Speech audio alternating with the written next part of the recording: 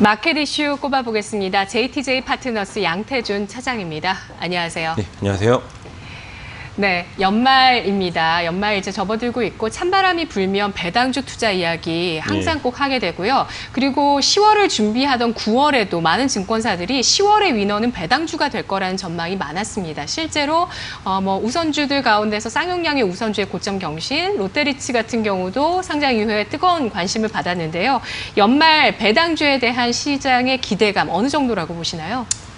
예, 우선 앞서 말씀해 주셨던 쌍용량의 우선주도 지금 현재 14,000원대 조정의 흐름 단기 좀 조정의 흐름은 나오고 있지만은 실질적으로 상당히 좀 강하게 치고 올라가고 있죠. 아무래도 금리 인하가 지속되면서 이제 그만큼 배당주가 더 부각이 되는 부분들, 물론 매년 이제 연말 때마다 이런 배당주에 대한 이슈가 이제 나오곤 있지만은 지금 최근에는 또 금리 인하에 대한 부분들이 있기 때문에 그만큼 더 배당주에 관심이 갈 수밖에 없는 그런 상황이지 않을까라고 판단을 하고 있습니다.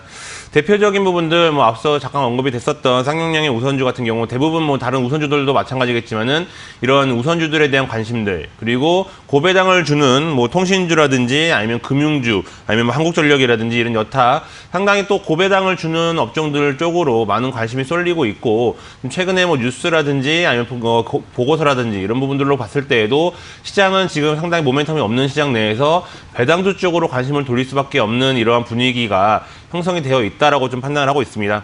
그렇기 때문에 그만큼 더 자금이 많이 몰리고 연말 배당에 대한 부분들에 대한 기대감으로 상당히 많은 자금들이 들어오고 있는데, 아무래도 급등에 따른 부담감도 있는 상황이 있기 때문에 이런 배당주에 대한 부분들은 상당히 많은 옥석 가리기와 좀 자세한 선별이 좀 필요하지 않을까 이렇게 보고 있습니다. 네. 미중 무역 분쟁으로 불확실성이 높은 시장이고, 이 가운데서 금리는 글로벌적으로 낮춰지기 때문에 상대적으로 저금리에서 매력을 뽐낼 수 있는 배당주 쪽에 대한 관심, 그리고 국내 주식시장에서 실적은 좀 안 좋아져도 배당은 늘려나가고 있는 그런 흐름 때문에 많이들 관심 가지실 텐데, 배당주에 대해서 전략을 어떻게 세우는 게 좋을지는 잘 모르실 것 같아요.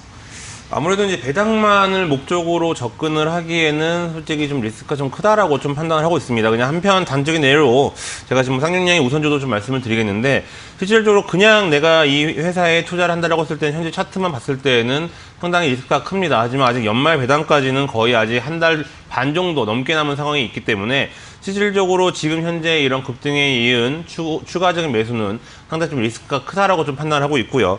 따라서 배당만을 목적으로 배당주에 접근하는 것은 상당히 좀 리스크가 큰 접근 방법이기 때문에 배당 같은 경우에는 그냥 플러스 알파의 요인으로 보너스라는 개념으로 접근을 해보시는 게 좋을 것 같습니다. 네. 앞으로 장기적인 관점으로 그 회사 실적이 나오고 아니면 업황으로 봤을 때에도 이 업종 자체가 꾸준하게 시장에서 좀 소외되지 않고 이끌어가는 종목을 선별하신다고 했을 때에는 그만큼 배당에 대한 매력도 높아지기 때문에 배당만 갖고 접근하기에는 다소 좀 리스크가 있다. 따라서 그 안에서도 업종과 그리고 실적이 잘 나오는 이러한 종목군들 위주로 좀 대응을 해보시는 게 좋을 것 같습니다.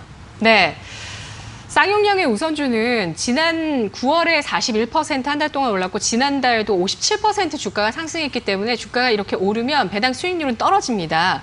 그런데 또 이렇게 배당을 노리는 매수가 이렇게 집중돼? 라는 차원에서 들어간다면 또 시세 차익을 노리겠다 하시는 분들도 있을 것 같은데, 전략을 정말 잘 세우셔야 될 것 같고요. 장기적인 관점에서 실적과 업황이 좋아야 배당이 자연스럽게 늘어난다. 플러스 알파로 배당을 보자라고 하셨는데요. 어떤 종목 볼까요? 저는 이제 맥커리 인프라를 가장 좀 많이 말씀을 드리고 있습니다. 맥커리 인프라 같은 경우에는 이제 반기 배당과 이제 연말 배당이 두 배당을 이제 1년에 2번 정도 나눠서 배당을 하고 있는데, 실질적으로 1년 기준으로 봤을 때 지금 한 5년 평균 기준으로 약 한 6% 정도대의 이제 배당이 나오고 있습니다. 하지만 배당만 놓고 들어가는 것이 아니고, 맥커리 인프라 같은 경우에는 하고 있는 사업 자체도 상당히 지금 정부와 연관되어 있는 부분들도 많고 실적도 꾸준하게 우상향 패턴으로 나오고 있는 부분들이 있기 때문에 그만큼 배당도 추가적으로 받아갈 수 있고 실적도 잘 나오기 때문에 추가적인 시세 차익도 충분하게 누릴 수 있는 맥커리 인프라 같은 경우에는 관심을 갖고 지켜보셔도 좋을 것 같고, 최근에 연기금이라든지 그리고 기관들 쪽에 이런 부분들이 꾸준하게 좀 매수가 좀 들어오고 있는 부분들이 있기 때문에 실질적으로 맥커리 인프라 같은 경우에는 수급적인 측면으로 본다 하더라도 상당히 매력적인 종목 중에 하나이지 않을까 이렇게 보고 있습니다. 네, 맥쿼리 인프라는 7월 FOMC 금리 인하 발표 전후로 해서 굉장히 특징적인 움직임, 장기 평선 이탈했다가 바로 회복하는 모습을 보여줬고요.